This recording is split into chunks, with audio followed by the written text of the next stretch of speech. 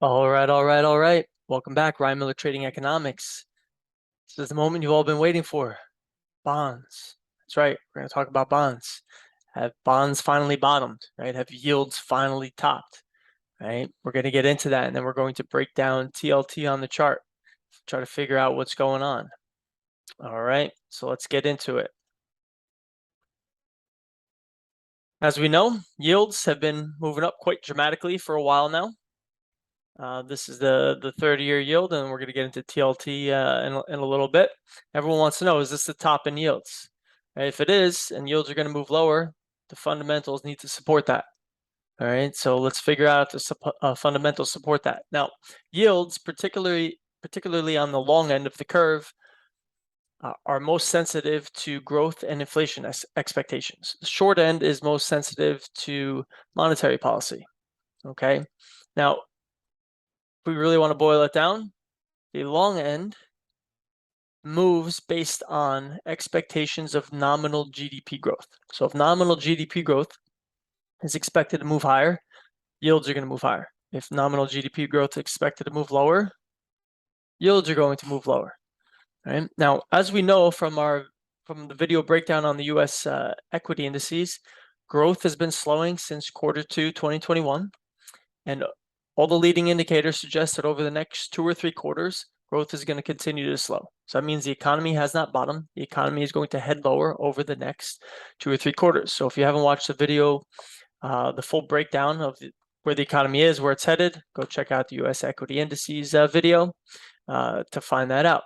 So now if growth is supposed to be headed lower, then we should expect yields to head lower, and which we're going to get into in just a second. Now, where inflation falls into that is what most people don't realize, that inflation follows growth with a lag.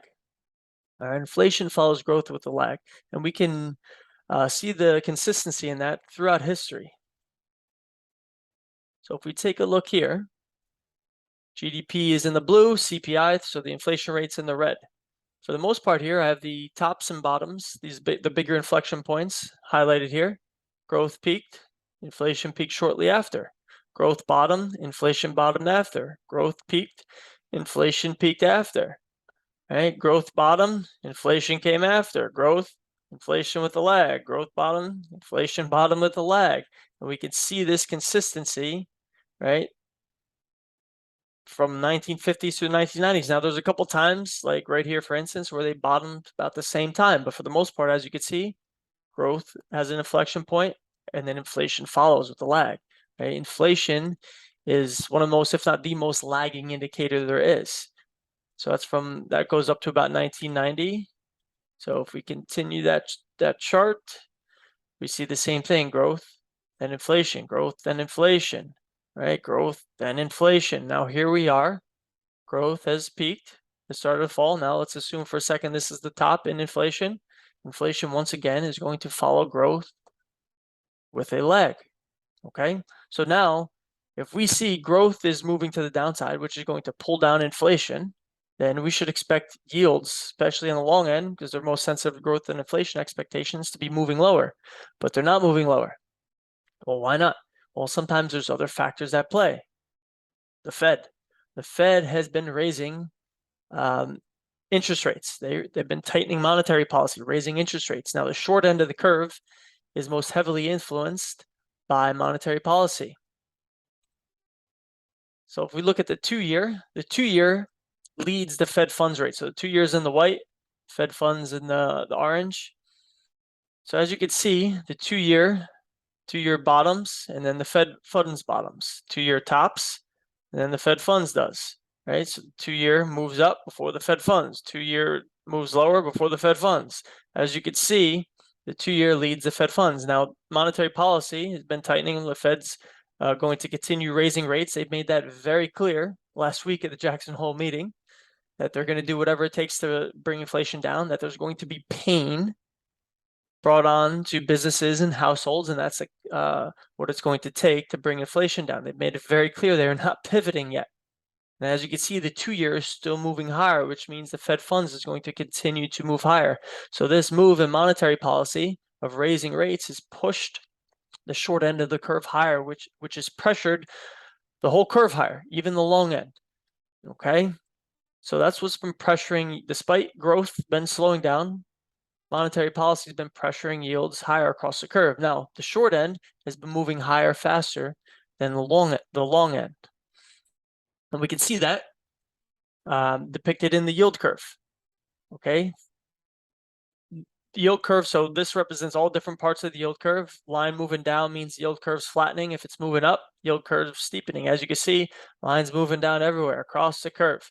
And in the back end, 2 in the 30, 5 in the 30, 5 in the 10, 2 in the 10, we're negative, meaning we have an inverted yield curve, right? Ratios, right, between the 5, the 10, 2 and the 10, different ratios or spreads, however you want to refer to it as, they measure risk. Right, so this is a measure of risk. This is the bond market's measure of risk, the yield curve. So if this line is moving higher, right, steepening, right, if the 2 and the 10, say, was moving higher, that means the market expects higher growth and thus less risk. This moving line moving lower, the curve flattening, means the bond market expects weaker growth, and along with weaker growth comes vulnerabilities, comes higher risk. And an outright inversion, see these ratios are negative, tells us there's heightened risk of recession. That's the bond market's way of telling us that through these yield curves. Okay. Now, not every market has priced in recession risk. Like, for instance, the credit market, if we looked at credit spreads, they have not priced in recession risk. Okay. Now, credit spreads are basically the difference between U.S. Treasury yield and a yield on a corporate bond of the same maturity. Okay. Now, credit spreads, we can view that through BBB U.S. Corporate Index option adjusted spread through FRED. This shows us credit spreads. Now, this measures risk. A line going up means spreads are widening. A line going down means spreads are tightening. Okay, when spreads are widening, we see that in environments where there's weaker growth, where there's heightened recession risk. Okay, so what happens when, and why that means that is because when there's heightened recession risk, there's weakening growth, right? Investors want to move out of the riskier assets and into the safer one. So they're going to sell the riskier asset, which is the corporate bond, and that's going to push that yield higher. They're going to buy the U.S. Treasury bond, which is going to push that yield lower, thus widening the spread, right? So widening spread represents risk in the market, and then a tightening spread is the opposite. You're going to see that when growth is accelerating, right? The growth is accelerating, there's less risk. Investors are willing to take on more risk in order to seek out return. So they're going to buy the riskier corporate bond, which is going to push those yields lower.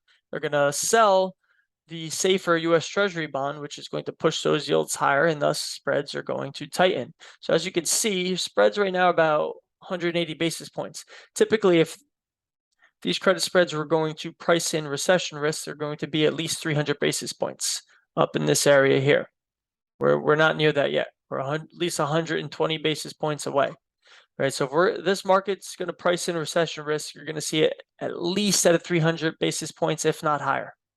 Okay, so until that happens, the credit market is not pricing in recession risk.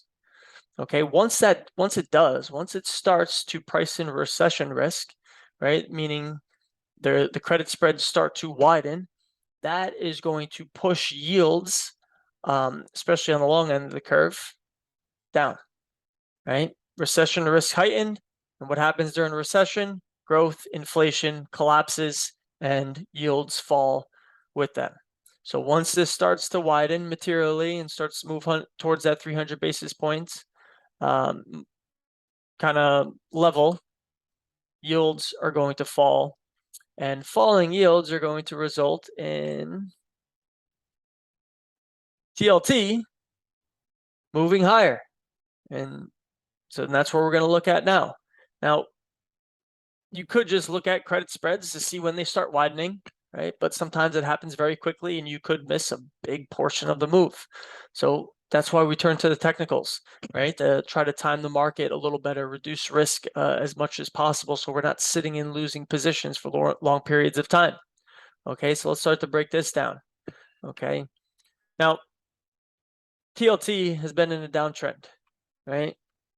Very clearly.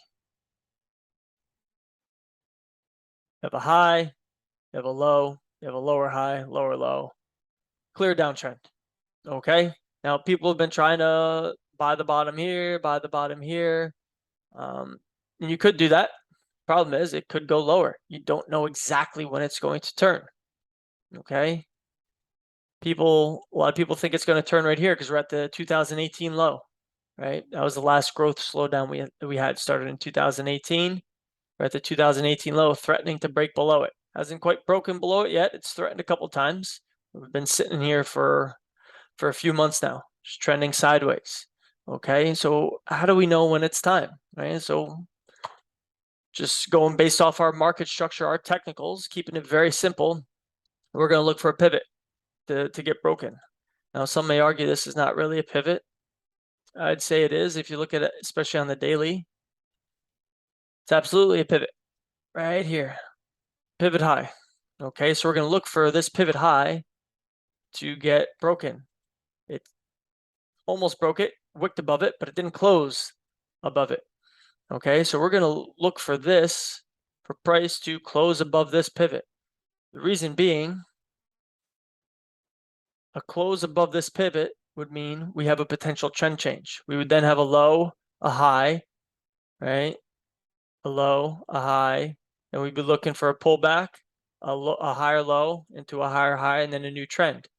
The key is, though, this move higher would be in line with the fundamentals. That's the key here, right? I'm not just looking for levels, right? You can look for, there's tons of levels out there, demand levels, support, resistance, however you want to look at it. There's tons of levels out there. I don't want to just look for levels, right? I don't know exactly when price is going to turn. I want to wait for price to say, hey, we're now turning in line with the fundamentals. And for me, that's when a weekly pivot is broken. That's the best arguably the best confirmation you're going to get from a simple market structure perspective. We break this pivot high, that's a potential trend change. That says to me, hey, technicals are now in line with the fundamentals. It's a much higher probability now that this is indeed the bottom in TLT, meaning the top in yields, and we're going to head higher. So what we're going to look for, we might get a double bottom here too, right? Price might move lower first. We don't know what's going to happen yet. But what I want to see is price close above here. And if you're an investor, that might be a signal enough for you. Okay, time to get long, right? Time to allocate more capital to bonds. If you're a trader, you want to get more specific, try to reduce your risk, time the market a little better. You're going to wait for a pullback into the structure. We're going to anticipate a higher low forming, and we're going to look to take it up. And we'd have a low, a high, a higher low, and a higher high. Now we'd have an established trend moving in line with the fundamentals. Okay, that's what we're going to look for.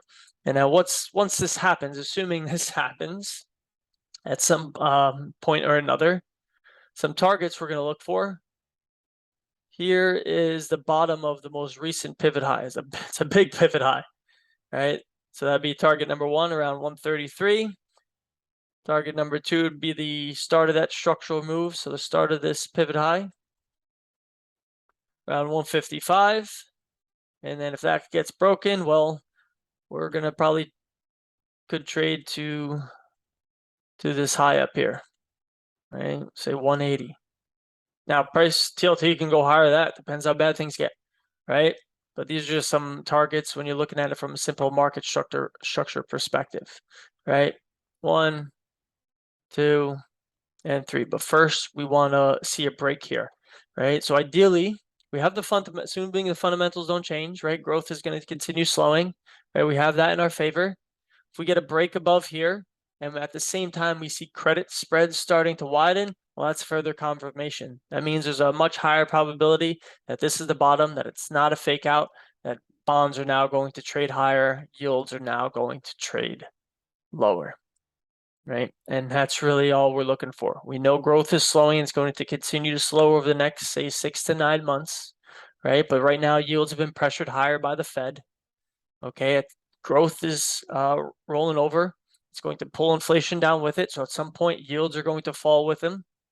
We're just waiting for some confirmation from the market, waiting for credit spreads to widen, waiting for the technicals to break in back in line with the fundamentals to say, okay, this is the highest probability time to get long, reduces our risk the most because it's the lower probability that it's going to be a fake out, and that's what we're looking for, right? It really is that simple. Obviously, not easy to invest or trade, but when analyzing it, it really is that simple. Okay, so that's what we're waiting for, and that's all it is right now. A waiting game. See what price action does. Okay, until then, let me know if you have any questions. Like, subscribe, share, and I will catch you in the next one.